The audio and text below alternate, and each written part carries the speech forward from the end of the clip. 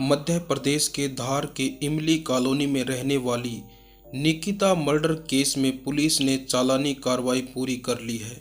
कोतवाली पुलिस जल्द ही 108 पेज का चालान पेश करने वाली है।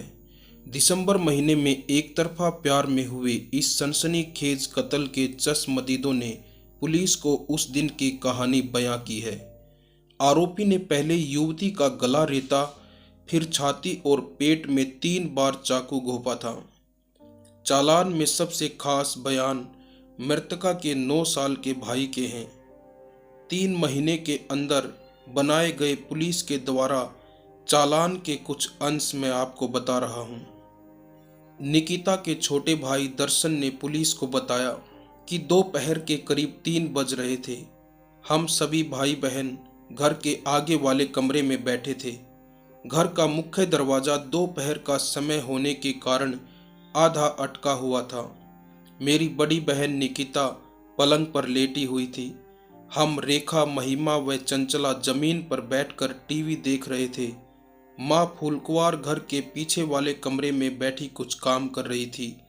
अचानक से आरोपी गोकुल आया और पलंग पर लेटी निकिता की ओर बढ़ा।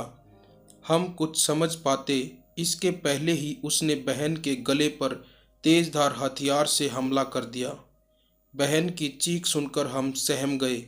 वह चिल्लाती रही और गोकुल उस पर वार करता रहा। उसने बहन के पेट में भी चाकू घोंप दिया था। मेरी आंखों के सामने बहन लहूलुहान पलंग पर ही गिर पड़ी। बहन की चीख सुनकर माँ दौड़कर बाहर आई। हम सब निकिता को संभालने के लिए दौड़े। इसी बीच मौका पाकर गोकुल घर से बाहर की ओर भाग गया। माँ फूलकुंवार ने बताया कि आज मेरी बेटी के साथ हुआ है, कल किसी और की बेटी के साथ ऐसा ना हो। ऐसे आरोपी को तो फांसी की सजा होनी चाहिए।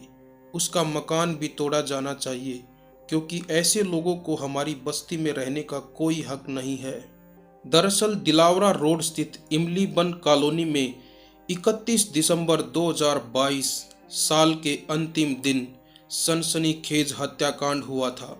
यहाँ पर एक सिरफिरे आशिक ने रिश्ता तोड़ने की बात से नाराज होकर निकिता नाम की लड़की की चाकू से गोद कर हत्या कर दी थी।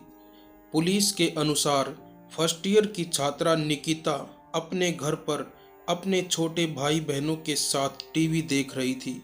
इसी दौरान पड़ोस में रहने वाला लखन उर्फ गोकुल अचानक उसके घर पर पहुंचता है और हमला कर देता है।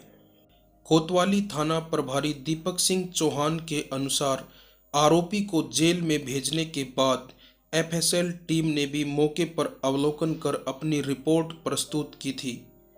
साथ ही घटना के बाद परिजनों में भाई दर्शन, बहन चंचला, रेखा, महिमा और मां फूलकुंवार बाई सहित पड़ोस में रहने वाले 2 लोगों के बयान भी दर्ज किए गए हैं। चालान में दर्ज बयानों में परिवार ने घटना के दौरान का पूरा घटनाक्रम विस्तार से पुलिस को बताया। साथ ही पोस्टमार्टम रिपोर्ट सहित पूरी कार्रवाई चालान के दौरान की गई है।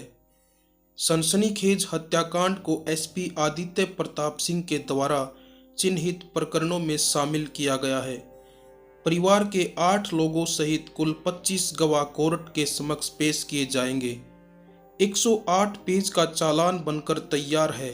चिन्हित अपराध में प्रकरण आने के बाद कोर्ट में फास्ट गवाह होंगे, ताकि आरोपी को उचित सजा मिल सके। आरोपी लखन को गिरफ्तार करने के बाद पुलिस ने उससे घटनाक्रम के बारे में पूछा। पूछताछ में आरोपी ने बताया कि निकिता से उसकी पहचान 5 साल से थी। पहले निकिता ने शादी करने की बात कही थी, लेकिन बाद में निकिता ने शादी करने से मना कर दिया। करीब 6 महीने पहले निकिता ने ब्रेकअप कर लिया था।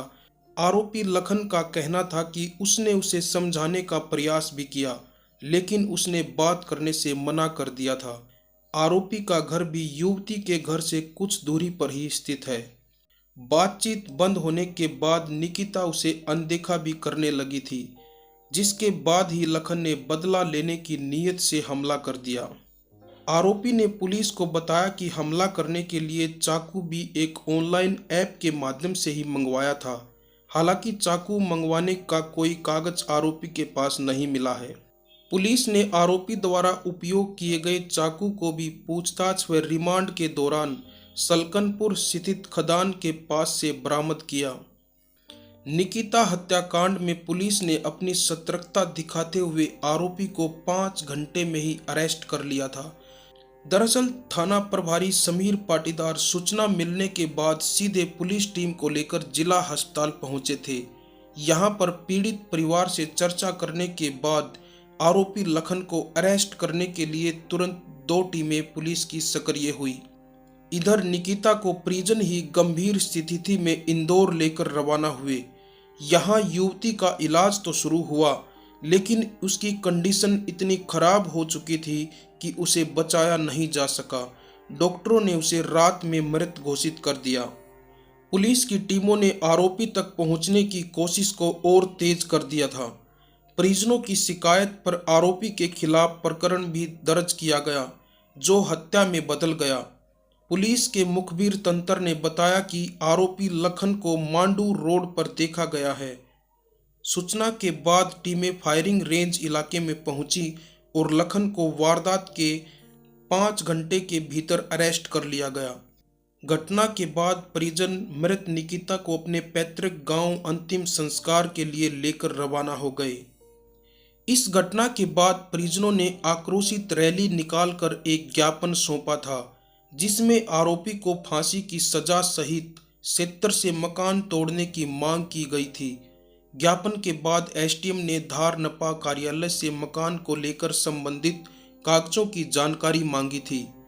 नपा द्वारा मामले में आरोपी के पिता को नोटिस जारी कर अपने कागज दिखाने की बात कही थी, लेकिन मकान तोड़ने की कार्रवाई अब तक नहीं हो पाई है। इस मामले में फरवरी महीने में नोटिस भी जारी हुआ था, लेकिन तब से आगे कोई कदम नहीं उठाया गया है। क्षेत्रीय पार्षद रवि मेहता भी घटना के बाद से ही परिजनों के संपर्क में हैं। वे आरोपी पर सख्त सजा हो इसे लेकर ज्ञापन देने पहुंचे थे। पार्षद मेहता ने बताया कि अपराध करने वालों के खिलाफ प्रदेश सरकार द्वारा वैधानिक कार्रवाई की जा रही है। अपराधियों के हौसलों को तोड़ने के लिए प्रभावी कार्रवाई धार में भी जरूरी है। अब मैं आपसे निवेदन भी करूंगा, कमेंट बॉक्स में अपने विचार जरूर रखें। क्या आरोपी लखन को जिस तरह से परिवार फांसी की सजा की मांग कर रहा है, आपकी क्या राय है? लखन को फांसी होनी चाहिए या नहीं? कमेंट बॉक्स में अपनी राय जरूर दें।